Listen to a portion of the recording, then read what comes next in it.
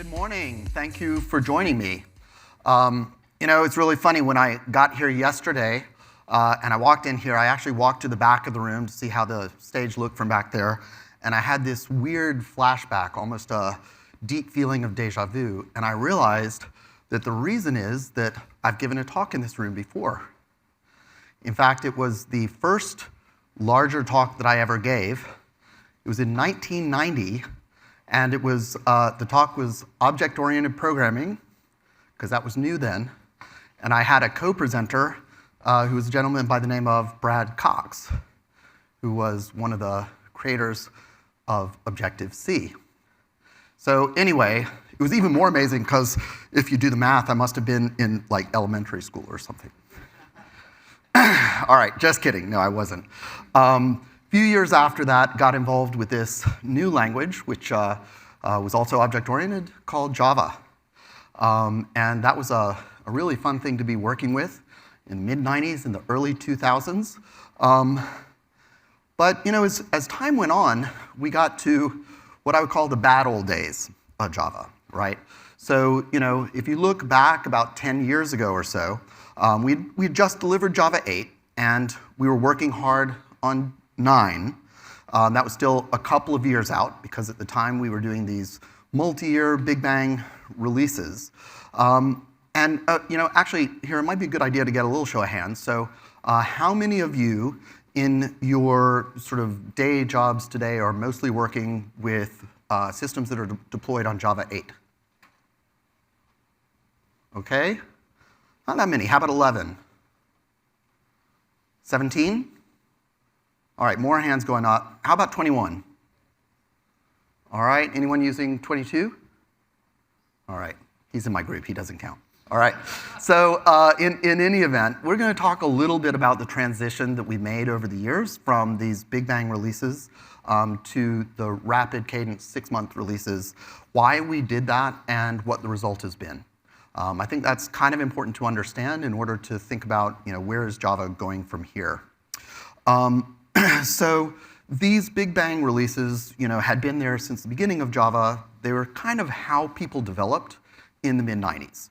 This was the received wisdom. You spend a long time for platform software, you make sure it's really solid, and then you release it. And one of the challenges, of course, at the time was this was not open source. It had to be done as betas. You would get feedback. The feedback would come in when it was too late to actually affect the next beta. You would have a series of betas, and then eventually you would release something. And then people would start to use it, and they would start to report bugs. And you would eventually figure out that you had to go through a couple of updates to get to the point where it was really rock solid, and people would start to adopt it.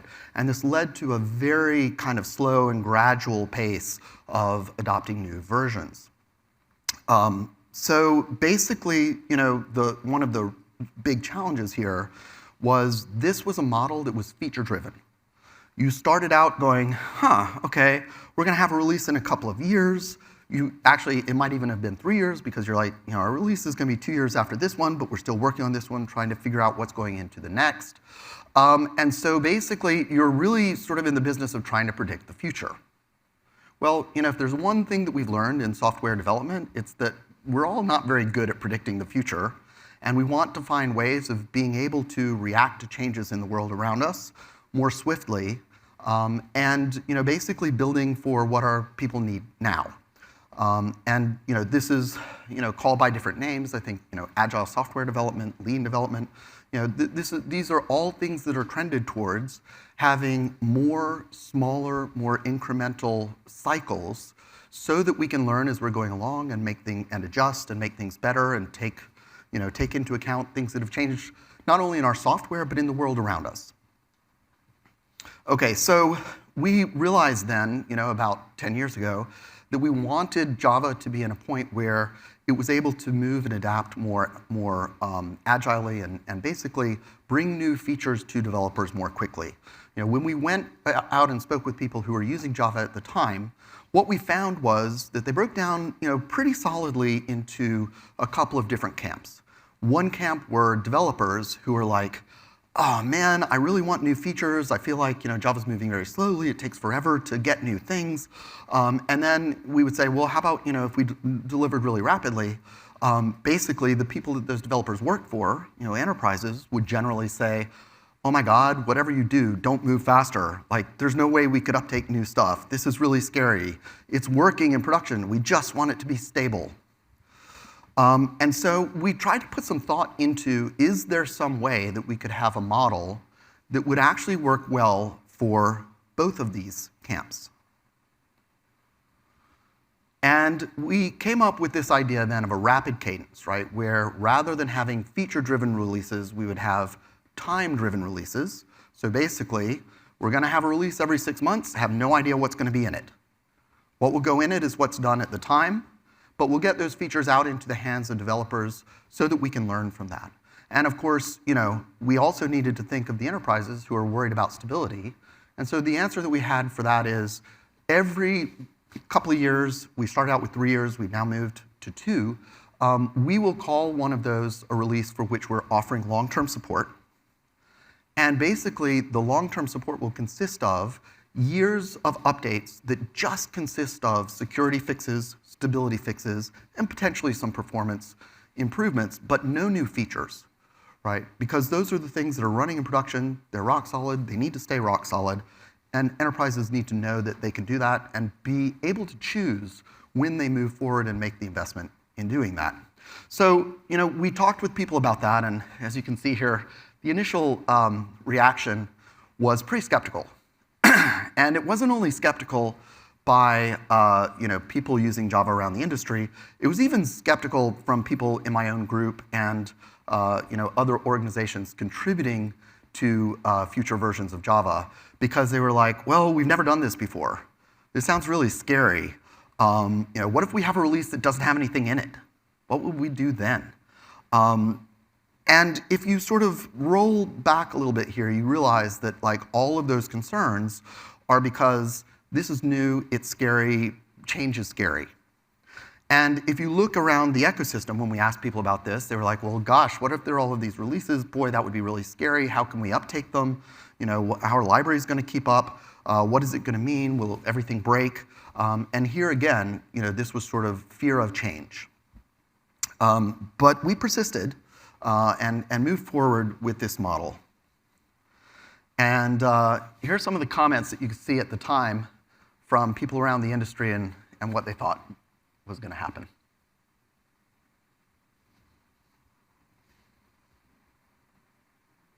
Yeah, it kind of makes me chuckle too. Didn't at the time, I can tell you. All right, well, so we can see there was a lot of skepticism. This is never going to work. Oracle's going to do this for a couple of years and then lose interest. It's just going to be a catastrophe. All right, well,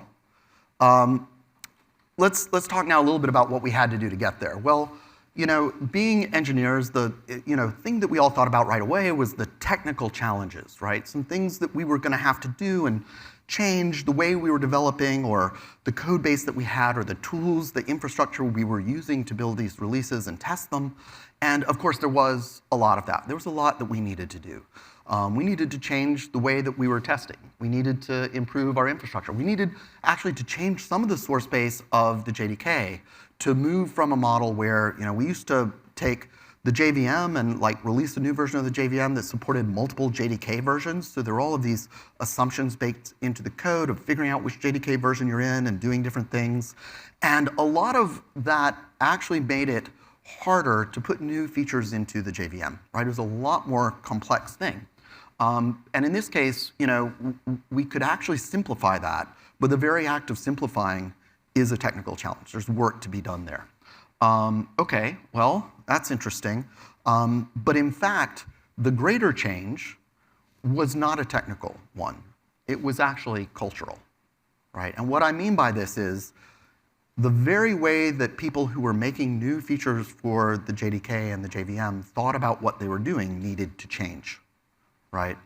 Rather than sitting there going, gosh, my feature's not really done, but I better put it in because if it doesn't go in now, no one will use it for 5 years, could all of a sudden change. But the fact that it could doesn't mean it does. You have to actively make that change in your mindset. And what I mean by that is this. the incentive shifted from being, I've got to get it in because otherwise it'll be ages before anyone can use it. It all of a sudden became, you know what? I'm not quite ready. This feature's not quite done, but that's okay because there's another train coming along in 3 months. And I'd rather be the first one onto that train than the person holding up the doors and making everyone late. And so that actually worked pretty well. In fact, another big challenge was the projects that we had done before tended to be big and ambitious because of these multi-year cycles and come in all at once. And now instead, although we were still tackling big problems, we needed to find ways to break those larger problems down into smaller deliverables, smaller increments of change. And this actually started, we realized, to afford us an opportunity to get those smaller increments in and learn from them with less risk. So rather than going, we're just going to put pattern matching everywhere in Java, which is massive, we could say, well, let's try it out a little bit here in instance of, and see what we can learn from that. And eventually, we even realized that we could take advantage of these 6-month cycles to put features in a preview form, where we effectively said, we think it's done. In the old days, it would have been done. But now, because we have 6-month cycles, we can actually say, it's behind a preview flag. You can test it out. We'll make it easy. It's in the thing you're already downloading. Give us feedback, and that will affect the final form. A final thing that was really, really useful, and we had no idea this was going to be an effect of this change, was we could finally right-size the actual release management process. And what I mean by that is this. When you're feature-driven and you have something that has to be high quality, the only thing that can give is time. So if something's not quite ready, you need to make it better, it's not good enough, or it's not high enough quality, you're going to have to delay the release. And in this case, what we found was, because it was time that was the important thing, what would give is, well, this feature's not ready, it will go into the next one, we're still going to deliver on time. And that meant that the cycles have been exactly what was planned and are the same from release to release. So you don't have to redo everything or have these developers sitting in these meetings debating horrible things about, is this feature ready or not? It actually becomes quite a bit simpler, and developers can spend more of their time developing the features, which is what we really all want. Okay, so how did this go? Basically now, it's been, how many years has it been? 6 years that we've been doing this, so 12 releases. And it's going really, really well. Probably better than we could have hoped. And so both the people internally working on the JDK as well as people around the ecosystem are super happy. Well, let's see. Okay, here's what the media says. That's pretty good. How about those individuals or people like them? Let's see what they're saying now.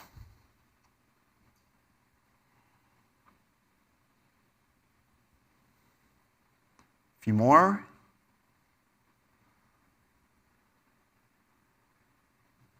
All right, well, as you can see, absolutely everyone is happy.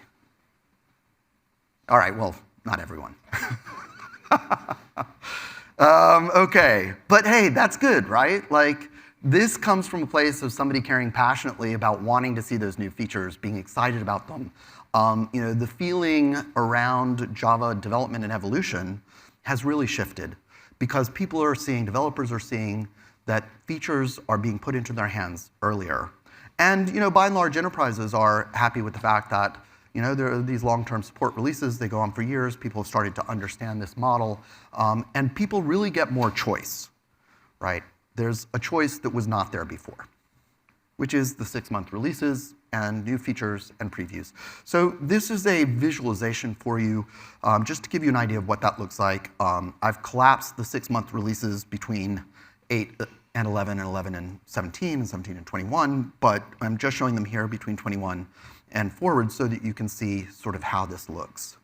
And here, once again, there's a period of time where we're making our builds available under the no-fee terms and conditions license so that you can uptake those, so that you can use them, so that you can succeed in getting things to production and have significant overlap to when the next release for which there's an LTS comes out. Now, I do want to point out here, people are tempted to look at this and say, well, the LTS releases are the real thing, and these releases in between are not real. They're just like betas.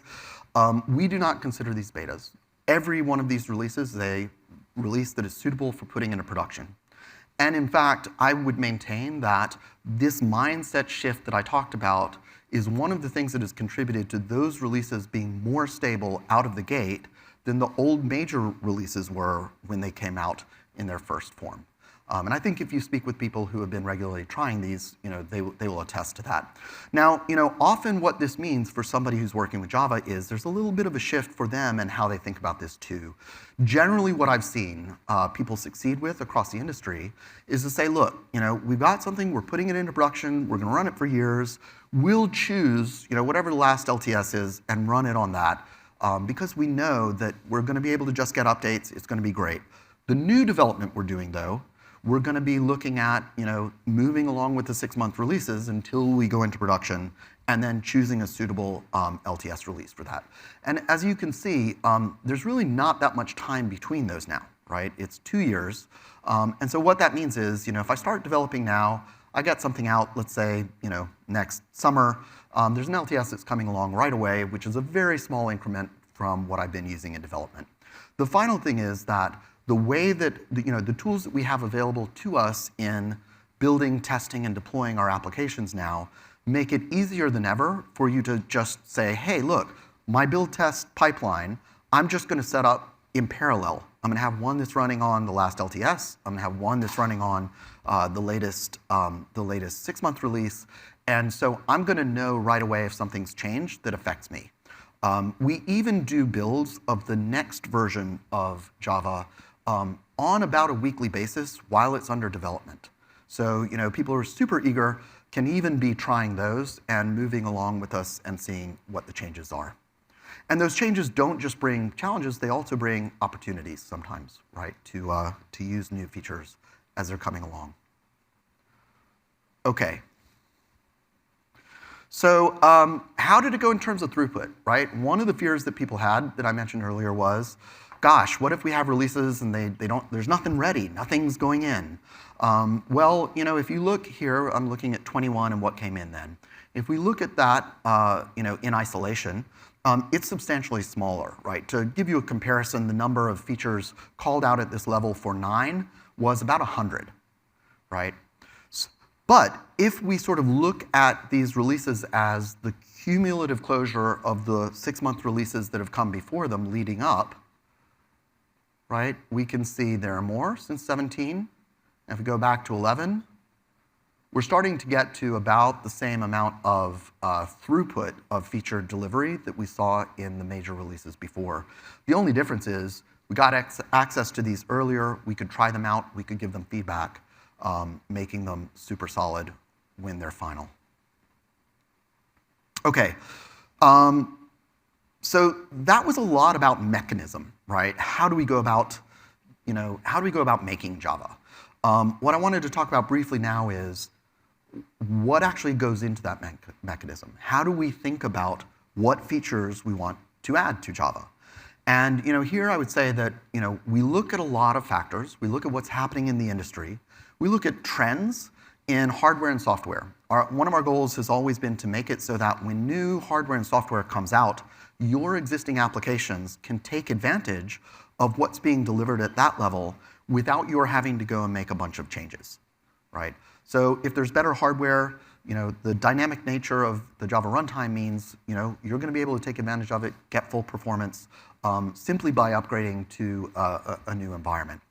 And of course, we also think about evolution of software, right? And so this can be things like, what are the best practices for architecting new workloads today?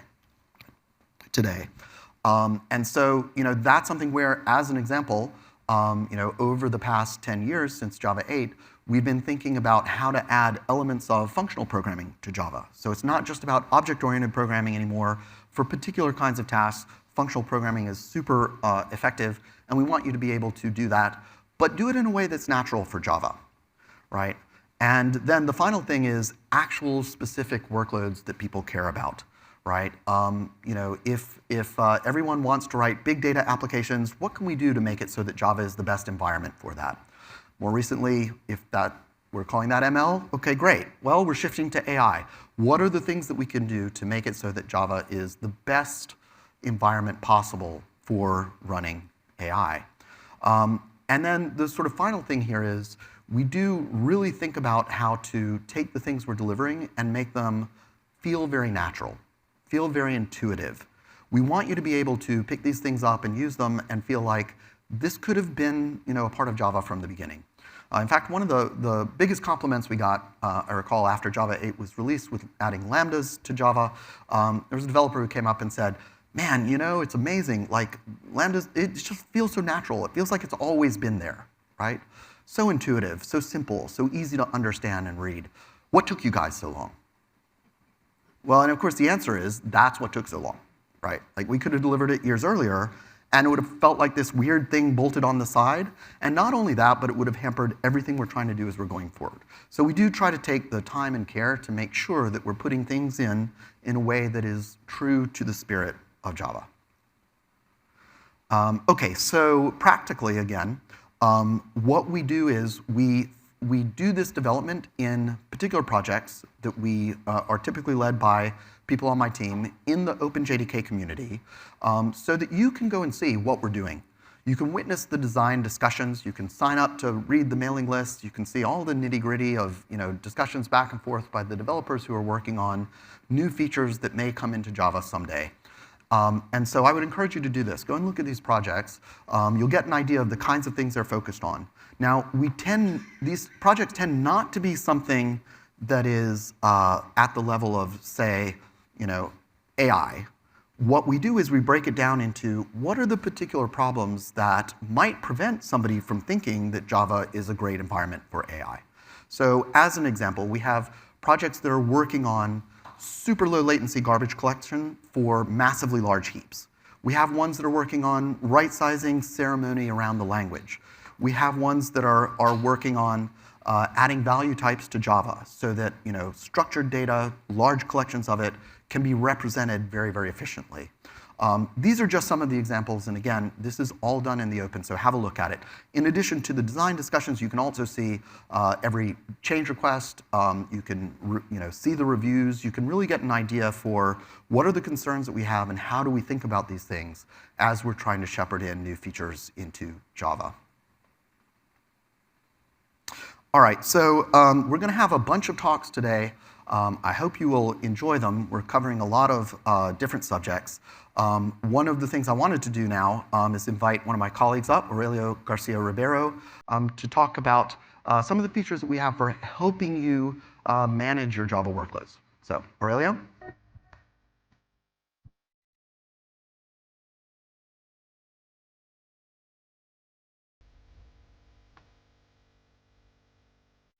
Okay.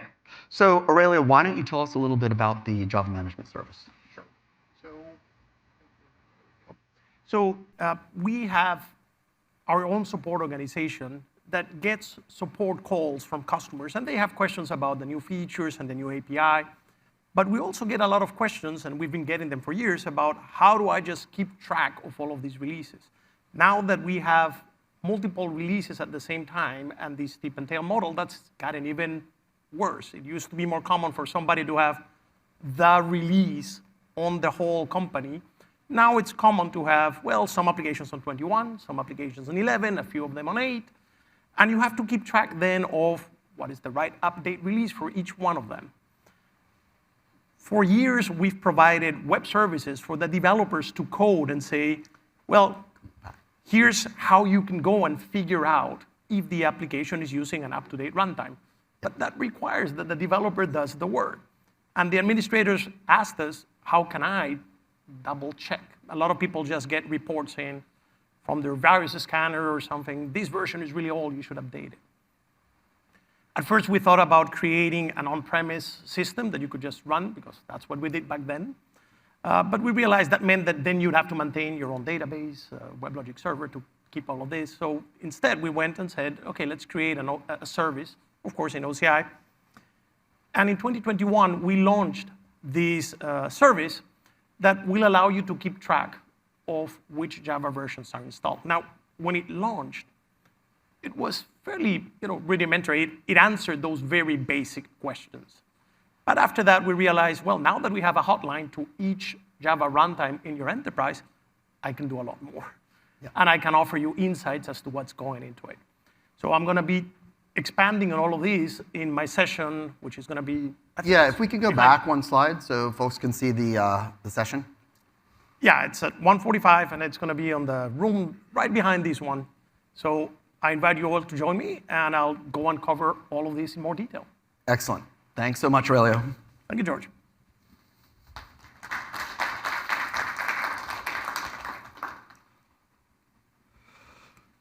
Okay, so one of the things I mentioned before was right-sizing language ceremony. So I want to talk a little bit about this. This is something that we call Java in the small. What do I mean by that? Well, everyone knows that Java is great for building large distributed systems with teams of multiple people working together.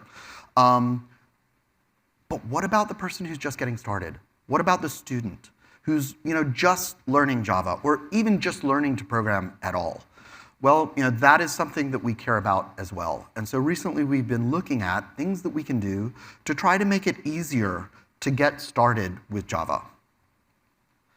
So, you will all probably recognize this program and know immediately what it's doing. And I think one of the things to be aware of here is this program is the kind of thing that students look at and make them think, boy, Java is hard. In fact, this is a real comment. Yeah, well, we don't want learning Java to make people feel like they want to jump off a bridge. We want to make it simpler and easier to get started, but scale gracefully into real-world applications. So why is this hard? Well, when you look at this, you can see that a lot of the concepts here are designed for professionals who build large applications, right? So we can see, classes, static methods, arrays, access control, static fields. This list goes on and on of the 20 concepts you need to understand to write your first, most basic program. So, we thought we could do better than that. And so basically, what we're looking at doing here is saying, if you're not using command line arguments, do you really need to know their string array? No, you don't. So we can take that away.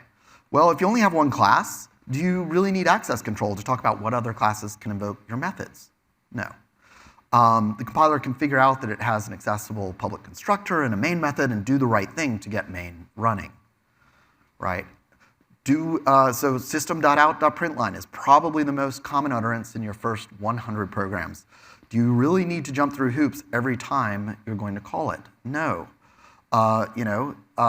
We probably don't even need to make you declare the class at all. This code is probably running is probably in a file called hello-world.java, and a compiler can make up a class based on that name. In fact, all you really need are some statements and some methods to print something on the screen. So basically, paving the on-ramp is about altering the Java language so that this program here is legal.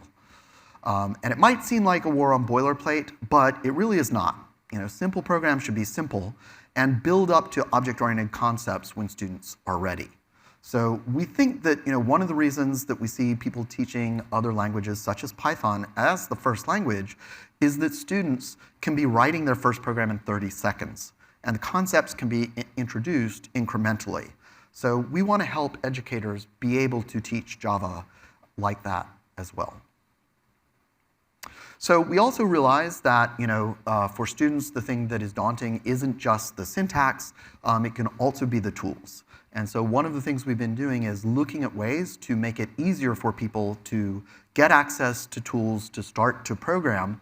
And one of the factors that we've seen is a trend away from these sort of richer client IDEs to browser-based IDEs. And that's often because students are in an environment where they're given, say, a Chromebook, and they don't even have access to be able to install something on their desktop, right? And so it's fairly natural that they would turn to these kinds of environments. And we want to make sure that Java is not at a disadvantage if people are forced into that. And so one of the things that we've done is we've released a plugin for VS Code. This is from my group. It's actually based on the code for Java C. So it's not some weird different thing that's compiling in a different way. It's literally Java-C run in a way that can be done as a plugin for VS Code. And that also means that as we're continually developing and improving Java-C, you get those improvements right away. So we think it's pretty neat. It came out in October. We recently released it for 22, and we'll be following with 23 very soon after its release. OK, so I wanted to invite another colleague, Chad Arimura, who's going to talk to us some about Java community.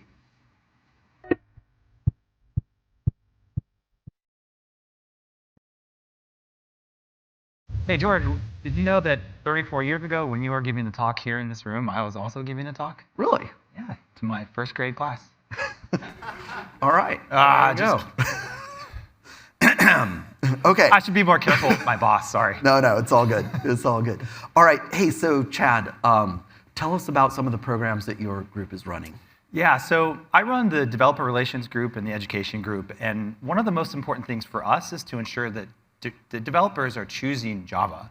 Whether they're a professional developer in their first job or maybe 15 years of experience, or a student or a teacher, in order to do this with something as global as Java, we really have to take advantage of some of the foundational programs that have been around for a very long time. So an example of that are the Java user groups, the logo in the middle. There's almost 400 Java user groups all around the world that meet almost every month. They give talks in their local languages. They're very inclusive, and it's all independently organized around one topic, and that's Java. Right. And so that's really exciting. We continue to support programs like that. Another one is Oracle University. About a year and a half ago, we certified our 1 millionth Java developer. And that's important because we want to ensure that businesses can rely on a healthy stream of developers who are competent in programming Java when they get to their first job. OK. So in addition to these programs, and obviously there are a bunch more here, I did actually want to do a quick shout out. I think one of those Java user groups is having a meeting this very evening. Is that not right? That's right. Our very own Billy Carando will be speaking there. So if you are still up for more Java tonight, check it out. Where's the location, Billy? BNY Mellon. It's right around the corner. Yeah. I've been to their offices. Lovely offices. OK, so check that out. I think it's at 6:30 this evening. And you can hit one of us or Billy up later if you want coordination details. OK, so in addition to these programs, your group actually does a lot of outreach activities and provides a lot of channels for people to learn about what's happening in Java. Mm-hmm. So you want to talk about those a bit? Yeah, the world is multimodal, is a term I heard recently, so I figured I'd try it out here. And we have to offer many, many ways to reach developers. Not only do we have our foundational programs, but we have a number of new programs that we launched. So websites like dev.java, where it's the place to go for Java developers, where you can find hundreds of tutorials for all skill levels. We really want to make that the place to go, no matter what your skill level is, to ensure that you're getting the highest quality tutorials. One of the great things about Java is it's been around for a long time, and there's a ton of information out on the internet about it. One of the tough things about Java is there's a ton of information out there about it. So oftentimes if you search for something, you may get an answer from Stack Overflow from 13 years ago. So we try really hard to make sure that we have one place where you're going to find the most recent information. And speaking of high quality, inside.java is another website that we run, which is a curation of content that's created by the team that works for George on Java. And so the people who create the particular features, be it pattern matching or JDK flight recorder or anything, or maybe the security team, for example, they know best what the intent was, what the reason for something was, how it fits into the overall story to make you not just a good developer, but a great developer. If they speak at a conference or they write a piece of a blog post or a podcast, that's all over the internet. We try and aggregate it into one place, and that's inside Java. And finally, speaking of multimodal, our YouTube channel is a really, really great place to find top video content that our team produces. Mm-hmm. Billy, again, is in the audience here. He creates some really good videos. We've got a bunch of people who do really, really great videos. We try and be really engaging, anywhere from 1-minute videos to 45-minute videos that are deep dives in a particular JDK enhancement proposal. So check that out. All right, thank you. So one of the things I was talking about before with the VS Code plugin was making it easier for people to get access to new features and try them out. You added something recently to the dev.java site called a playground. Tell us about that. So imagine the scenario. As a developer, I think a lot of us here are developers or were developers at one point. You're really excited about a feature. You're sitting around, you're talking to your friends about it, and you're like, I want to just check, let me just show you. I don't want to talk about it, I want to show you that feature. So what do? Well, you go and you download an IDE. Then you go download JDK, and then you configure the IDE in the JDK. Maybe you've already done that, but then you have to set up a project. Maybe you want to set up Maven because there's some dependencies. And then 45 minutes later, you're ready to show someone that one line of code that shows how records work. Well, a few years ago, JShell was introduced. JShell is a command line tool that you can go and you can type JShell in the command line and you can get started. You can just type Java code right in the line there, and it will save the information as you go. And it's really cool. It's a read, eval, print loop. But you had to have the JDK installed. What if you don't on that machine? So we took it one step further, and we took the JShell API, and we launched it as the Java Playground on dev.java as a web IDE, well, as a web interface. We don't want to replace your IDE, but then you can just go, type in some code, and run it for your friends. You can even, we want to make it so that you can save it. There's a drop-down that shows you a bunch of examples for new features. It's really, really cool. No installation, no configuration. It just works out of the box. Excellent. Thanks, Chad. And I think you have one final thing to tell us about, and that's an exciting event which is happening next year. It's back. Java 1, we're extremely excited. 30 years, Java 1 is something that's really been core to what made Java what it is today. And we felt like we really wanted to bring it back to its roots. We're bringing it back to California. So we're extremely excited. In fact, 2025 is a really exciting year for Java. Not only do we have Java 24 and 25, which Oracle will be offering an LTS on, but it's also the 30th anniversary of Java. So what better way to celebrate the 30th anniversary than bringing back Java 1 again in California, just down the street from where it originated in Santa Clara. So really excited. Check it out in March. It's going to be a great event. All right. Thank you so much, Chad. All right. Thanks for having me. All right, and finally, I did want to mention, if you want to hear more from Chad, you can go to his session, which here again is just in an adjoining room, all right, at 2:45 today. Okay, so now I want to turn and talk about something different. I want to talk about seatbelts. Seatbelts. Why am I talking about seatbelts? Well, when I was a kid, seatbelt use wasn't required in the US. And when regulations came along, most of us kind of took it as a helpful nudge to do what they really kind of already knew was good for them. But there was a vocal minority that chose instead to complain about governmental overreach and intrusion on personal freedom. Well, now 30 years later, I think most people wear their seatbelts regularly and highway fatalities are way down. So when we did modularity in Java 9, we described it as a seatbelt, not a jetpack. But the analogy was largely lost on people at the time because there were no jetpacks in evidence, just seatbelts. And strapping yourself in when you're not moving very fast just kind of seemed sort of silly. The seatbelt of Project Jigsaw, that internals can actually be kept internal, is not there because we want to wag our fingers paternalistically. It's there because we want to move faster. So in the early days of Java, most boundaries, such as access control, were kind of more like suggestions. And libraries did some pretty cool things with this flexibility. But it didn't take long before that started to be a real drag on our ability to evolve the platform, because we couldn't really evolve things that were intended to be internal, but which had become de facto supported APIs. And in the 6, 7, and 8 timeframe, this has become a real drag on our ability to evolve the platform. So since then, we've left that in the past. The rapid pace of innovation that you're seeing today is the jetpack. Loom is the jetpack. ZGC is the jetpack.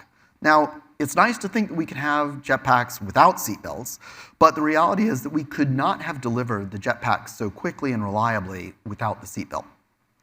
So by writing in Java today, your application gets a steady stream of improvements tomorrow, delivered incrementally and compatibly. You can upgrade to Java 21 and get the benefits of ZGC with no code changes, or of Loom with minimal code changes. That is, if you can upgrade.